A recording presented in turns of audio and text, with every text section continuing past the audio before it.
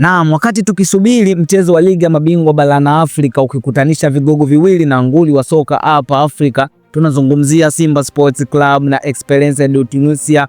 Mchezo wa ligi mkondo wa pili, kwani ligi mkondo wa kwanza ulimalizika ambapo Simba Sports Club walikubali kichapo cha goli moja kwa bila kutoka kwa Esperance de Tunisia kule Tunisia. Sasa mchezo wa mkondo wa pili ambao utapigwa pale Benjamin William Mkapa tarehe moja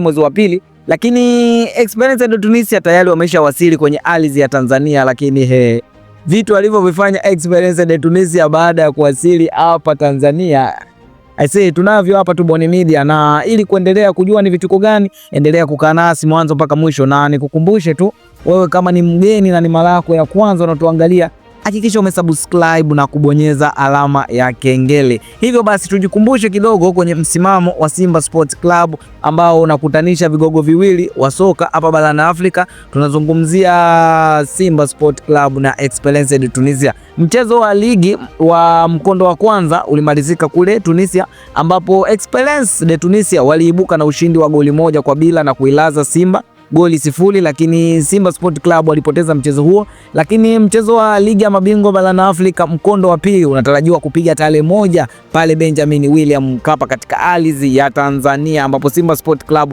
watakuwa wenyeji wa mchezo huo. Na ili ndo kundi la Simba Sport Club. Ukianza kuangalia, Simba yupo chini ya msimamo akiwa ana pointi 0 baada ya kupoteza mchezo na Esperance de Tunisia ambapo Esperance wapo nafasi ya pili wakiwa na alama 5 na goli moja mkononi, lakini Simba wapo nafasi ya 4 na nafasi ya mwisho wakiwa na pointi 0 lakini wakiwa na asi 3, manake wanadaiwa magoli 3. Lakini mwamba kabisa aliyesimama juu ya kundi D kwenye msimamo ni Stade Malien kutoka kule Mali ambaye ana jumla ya pointi 7 na michezo 3. Sasa leo Esperance de Tunisia wamewasili kwenye ardhi ya Tanzania, lakini vitu walivyovifanya bwana ni kwamba Esperance de Tunisia wamekuja na chakula chao. Ukianza kuangalia, wameshuka kwenye ndege, wana chakula chao, wana mito yao, wana maji na wamekuja na mapipa kabisa na vitu vyao. Hivyo basi wanaonesha kwamba hawataki kutumia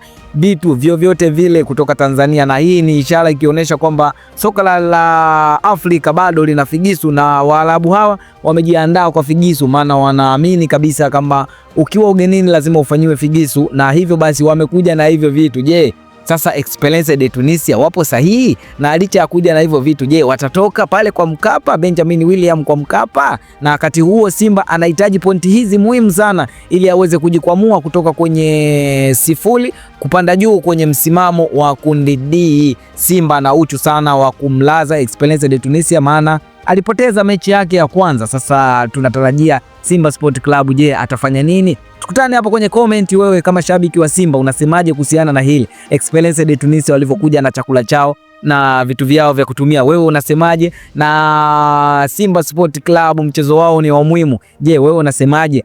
Esperance de Tunisia atatoka kwa Mkapa au Simba Sport Club atafanikiwa kuondoka na pointi 3?